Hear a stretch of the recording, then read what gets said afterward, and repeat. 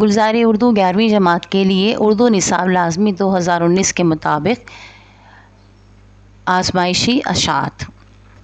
آج ہم سبق سندھی شاعری کے تراجم مصنف ڈاکٹر الیاس عشقی کے سبق کا خلاصہ پڑھیں گے۔ بسم اللہ الرحمن الرحیم۔ ربی یسر ولا تعسر وربی تمم بالخیر۔ سندھی شاعری کے تراجم مصنف ڈاکٹر الیاس عشقی۔ خلاصہ۔ حوالہ مصنف: اردو کے ممتاز شاعر، ادیب، مترجم، براڈ کاسٹر الیاس عشقی ہندوستان میں پیدا ہوئے۔ حکومت پاکستان نے الیاس عشقی کو ادبی اور فنی خدمات کے اعتراف میں 2000 میں ستارہ امتیاز سے نوازا۔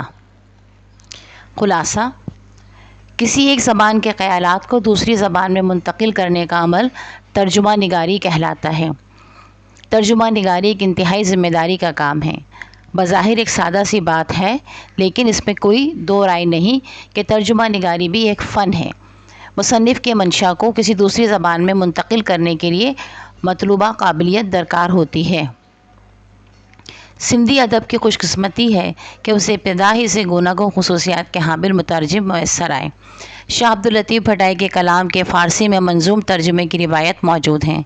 ترجمہ کرنے والوں نے شاہ کے کلام کو مختلف زبانوں میں منتقل کر کے شاہ صاحب کو وسیع حلقے میں متعارف کروایا۔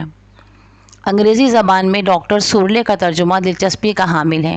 اس کے علاوہ شاہ صاحب کے منتخب ابیات کا کثرت سے ترجمہ کیا گیا ہے۔ پروفیسر اکرم انصاری کا ترجمہ عالمانہ نوعیت رکھتا ہے۔ جی اللہ کے ترجمے کے علاوہ ایک قابل ذکر ترجمہ ایلزا قاضی کا ہے، جسے بعض اہل علم نے معیاری ترجمہ قرار دیا ہے۔